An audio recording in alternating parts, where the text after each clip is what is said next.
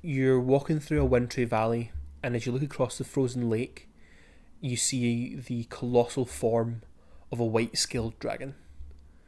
It's munching into a polar bear. What do you do? Well, you look at the DM and you say, like, how big? And he goes, gargantuan, ancient even. So you kind of know you're not taking it in a fight. What are you going to do? You're going to negotiate with it. Or you could have walked away, but that's not as fun. It's not dramatic. So that happened to us in 5e the other night, and we attempted the conversation. I've been reading The Hobbit, so I knew all about Battle Rider and the greatest calamity of the age. And I wanted to have a chat with the dragon. But also thought it was a good example of in Draw Steel where you could have had a negotiation. So it highlights a really key point, which is with a negotiation, the players have to initiate it. If the dragon wants something, it comes over and asks for it, and the players decide if they're given it or not. That's it. There's no negotiation. If we want something from the dragon, we need to persuade it. So that's what the negotiation system is for. It's an elegant way of fixing the problem. As someone who's tried to run several times, where I've kind of forced on the players, it doesn't work, it breaks down. That's why they call out in the rules, players initiate it. But if you're having this negotiation, your DM is then going to, or your director is going to go, I need an attitude level for this dragon. Well, it was having its dinner, but it's also not particularly malevolent, so we'll say it's neutral. So you look up the chart, it's got an interest of 2 and a patience of 3. It's then up to the players to try and shift that using arguments.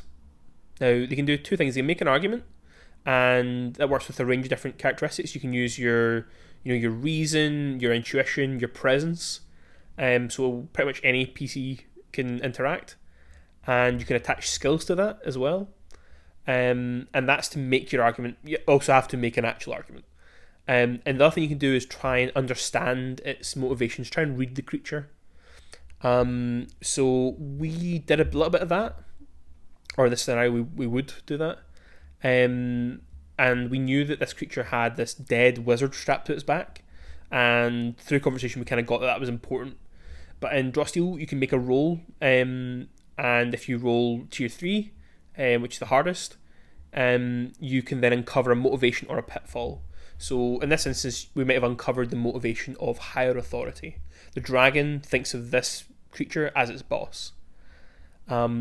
So we make an argument then, and because we're appealing to a motivation, it's a much easier test to roll. So we say we're looking for this Dwergar mine. Have you seen it? Will you tell us? The dragon goes no. So we then, well, if we find this, then your master would be really pleased, because there's probably a lot of stuff there you could use. There's probably like treasure and things, and he can get knowledge and expand his influence. Kind of appeal into that. Like your master will be happy with you if you help us. And let's say you roll well, that gets you a tier 3 result, and you increase the interest, and the patience stays the same. So you've now got it up to I believe it's a yes but is interest 3, which is to say, yes, I'll tell you the location, but you have to do something for me. So the dragon might say, maybe I'll tell you, I'll find that location for you, I'll tell you what I know, but you're going to have to go to the next village over, and you're going to have to free the acolyte of my boss, who's been he's kept prisoner there. They're going to burn him at the stake. You have to rescue him. And we go, that sounds like something we don't want to get too involved in. We've still got some patience to burn. Let's make another argument and try and improve that situation. So you can try and make a roll again, see if you figure out another motivation or pitfall, or take a go at it and see what happens. So let's say we roll and we can't figure out anything further. So we take a shot in the dark. There's still 3 patience there. We can use it up. You know, it's there to be used. Everyone likes trying other people's patience, right? So we then make an argument, and we kind of go really in on the treasures. Like, you're a dragon. I mean, a Dwergar mine, there'll be lots of treasure there. And again, we roll really well, It's a tier 3, but there's no motivation. So we increase its interest, but we also decrease its patience. So we're now on 4 interest, 2 patience. And the dragon's like, okay, yeah, I can tell you where this is. That's fine. But again, we're sitting there with that 2 patience left, and we're like, we could try our luck. We could try and get something more. Like, what if we ask for the location and the dragon takes us there, or provides air support, or something like that?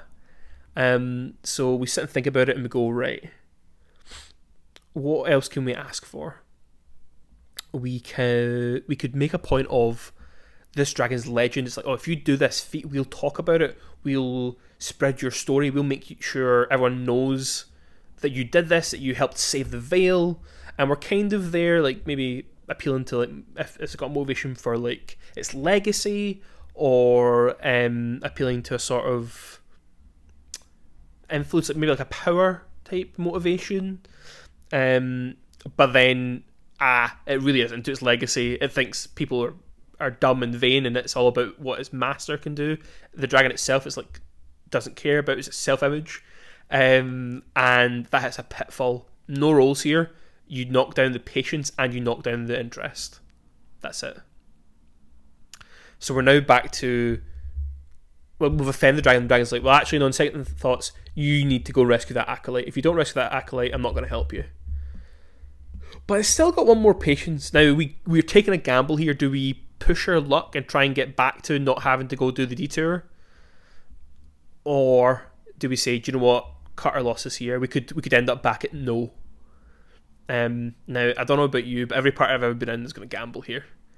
Maybe that says more about us. But we were like, right, cool. How do we make another argument here that's going to help improve our odds? We can't get, like, unless we do really well with hit motivation, we can't get to the height of yes and. But if we play our cards right here and don't hit another pitfall, then we can get this help. So again, we think about it and we say, well, you would be protecting Icewind Dale. You might normally have problems with people kind of being afraid of you, or maybe even people who want to hunt dragons or hunt the same prey as you. But this is your valley. If these Dwargar take over the valley, and work whatever evil plan they're working on, then it's not going to be your valley anymore. It's not going to be Icewind Dale. It's going to be their fief. So we drive that home. We make a roll. So all these arguments are obviously going along with a power roll. So you're rolling 2d10. I'm maybe adding my presence because I'm trying to, put a lot of emphasis into this argument. I'm trying to paint a picture. I'm trying to persuade them. So I add my persuade skill.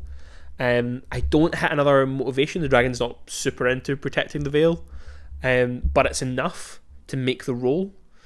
So I roll, I get a tier 3 result, and I knock down the patience again, but I knock the interest up 1. So the dragon is now at an interest of 4 and a patience of 0. And it says, I will tell you where this mine lies, but I'm at the end of I have no patience left for this. Take it or leave it. And we say, thank you very much, Mr. Dragon. And he tells us where the mine is. So that's just one example, obviously, and quite a colourful one. But we've done negotiations with thieves, so I'll give an example either way. So I wrote a negotiation for the first session of our Crows Over Capital campaign, where I was like, well, if they don't want to fight the Thieves Guild, they can negotiate with them. They just fought them. I then planned out this whole sort of dungeon, basically, where you went into the Thieves Guild and fought your way to the bottom to reclaim one of the players' lost swords. And instead the players spoke to them and were like, can we just have that sword? Oh, and some information as well. They negotiated their way through it. Last session, it went really badly. I'd built a negotiation into a dinner with the Lady Valletta, where she wanted the party to do something for her, which I now know meant she should have just asked for that. But I'd built, impression and patience, interest, attitude. I had this whole thing built up, motivations and pitfalls, So I pushed it and it fell flat. That is my main personal takeaway from the system is players have to opt into it. You could play the whole game without it, but where's the fun in that? As someone who's run a long term like heroic fantasy game, the amount of times I've wanted something like this, because it just feels arbitrary sometimes when you're the DM trying to just say either way. It's, oh yeah, it works, it doesn't, or it's all on one roll. And I don't know about you, but our party had like a plus 15 to persuasion checks by the like level 20. It was obscene. They could have convinced anyone to do anything, so it really is just me deciding yes or no. With a system like this, that push your luck mechanic, hopefully the number's a bit more balanced, you don't get a plus 15, but the shifting attitudes and the kind of patience and interest scale really creates a fertile ground for these conversations.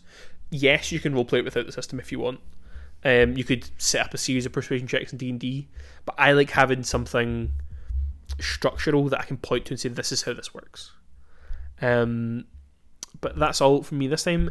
I think we're going to do a video on montages as well, so stay tuned for that and give DSM a subscribe or follow us on Twitter, Twitter, Blue Sky, Instagram and TikTok. Cheers.